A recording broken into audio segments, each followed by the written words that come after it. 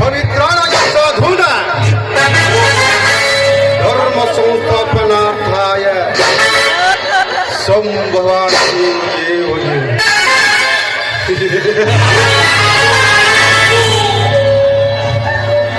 ಇದೇನ್ರಪ್ಪ ಬಂದ ತಕ್ಕ ಕೈಯಲ್ಲಿ ಸಿಗರೇಟ್ ಹಿಡ್ಕೊಂಡು ದೇವರ ಶ್ಲೋಕ ಹೇಳ್ತಾ ಇದ್ದಾನಲ್ಲ, ಇವನು ಯಾವ ಆಚಾರ್ಯ ಇರ್ಬೇಕಂತೀರಾ? ನೋ ನೋ, ನಾನು ಯಾವ ಆಚಾರ್ಯನೂ ಅಲ್ಲ, ಆಚಾರ್ಯನೂ ಅಲ್ಲ. ಹೆಣ್ಣು ಗಂಡುಗಳ ಸಂಭೋಗದ ಸಂಘರ್ಷದಲ್ಲಿ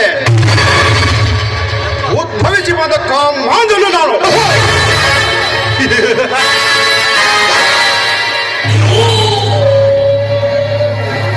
ಕಲಿಯುಗದಲ್ಲಿ ಅನ್ಯಾಯ ಅಧರ್ಮ ತಾಂಡವಾಡುತ್ತಿರುವಾಗ ನಮ್ಮಂತ ದಾಳ ಧನಿಕರದ ಬಳಕೆ ಹೆಚ್ಚಾದಾಗ ಅದನ್ನು ಮಟ್ಟ ಹಾಕೋದಕ್ಕೆ ಆ ದೇವರು ಯಾವುದೇ ಒಂದು ರೂಪದಲ್ಲಿ ಹುಟ್ಟಿ ಬರ್ತಾನಂತ.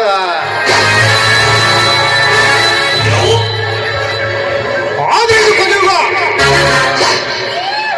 ಆ ದೇವರು ಹುಟ್ಟೋದಂದ್ರೆ ಏನು? ನಮ್ಮಂತ ಖಳನಾಯಕರನ್ನ ಮಟ್ಟ ಹಾಕೋದಂದ್ರೆ ಏನು?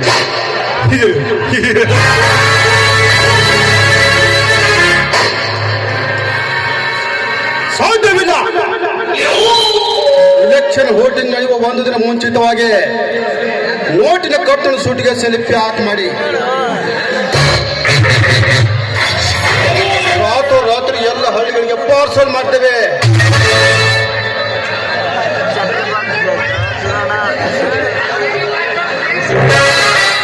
ಒಂದೊಂದು ಹೋಟಿಗೆ 1000 2000 ಅಂತ ಹಣ ದಾನ ಮಾಡಿದೀವಲ್ಲ, ಹೆಂಗ್ ತೆಗಿಬೇಕಪ್ಪ, ಹೆಂಗ್ ತೆಗಿಬೇಕು? ಭೂಮಿ ಮೇಲೆ ಬೀಜ ಬಿತ್ತಿದ ಒಬ್ಬ ರೈತ ಅವಾಗ ಎಷ್ಟೇ ಗೊತ್ತಾದ್ರೂ ಭೂಮಿ ಮೇಲೆ ತೆಗಿಬೇಕು ಅಂದಾಗ ನಾವು ನಿಮ್ಮ ತಲೆ ಮ್ಯಾಗ ಬಂಡವಾಳ ಹಾಕಿದ್ದೀವಿ ಅಂದಮೇಲೆ ನಿಮ್ಮ ತಲೆ ಮ್ಯಾಗ ತೆಗಿಬೇಕು.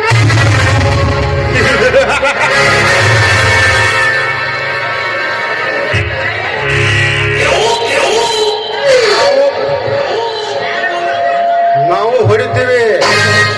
ಹೆಂಗ್ ಹೊಡಿತೀವಿ ಗೊತ್ತಾ? ಜಾರಿ ಬಿದ್ರು ಜನ ನೋಡಿರ್ಬಾರ್ದು, ಉಚ್ಚವಾದ್ರು ಕಚ್ಚ ಗೊತ್ತಾಗಿರ್ಬಾರ್ದು. ಹಂಗ್ ಹೊಡಿತೀವಿ.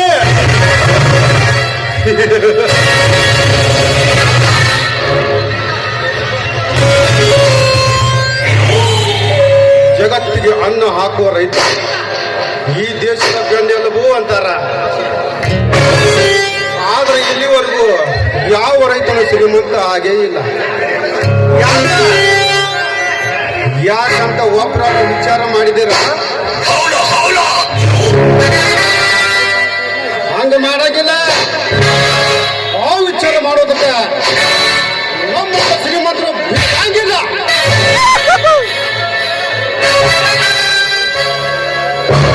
ಹಂಗಾದ್ರೆ ಈ ನಮ್ಮ ದೇಶದಲ್ಲಿ ರೈತರಿಗೆ ಬೆಲೆನೇ ಇಲ್ವಾ? ಹಿಂಗಾದ್ರೆ ನಮ್ಮ ರೈತ ಯಾವಾಗ್ರಿ ಉದ್ಧಾರ ಅಕ್ಕನ?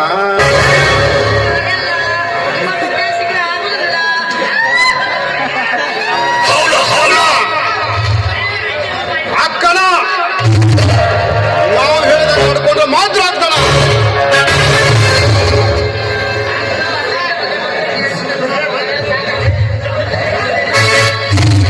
ರೈತ ತಾನು ಬೆಳೆದಂತ ಕಾಳು ದವಸ ಧಾನ್ಯಗಳವರೆಗೂ 2 ವರ್ಷದ ತನಕ ತನ್ನ ಮನೆಯಲ್ಲಿ ಶೇಖರಣೆ ಮಾಡಿರಬೇಕು. ಹಸಿವಾದ ತಾನು ತನ್ನ ಕುಟುಂಬದವರು ಮಾತ್ರ ತಿನ್ನಬೇಕು. ಇನ್ನುಳಿದವರಿಗೆ ಯಾರಿಗೂ ಕೊಡಬಾರದು. ಆಗ ಈ ದೇಶ ಹಸಿವಿನಿಂದ ಆರೋಗ್ಯದೈತಿ. ಸರ್ಕಾರದ ಬುಡ ಮೇಲಾಕೈತಿ.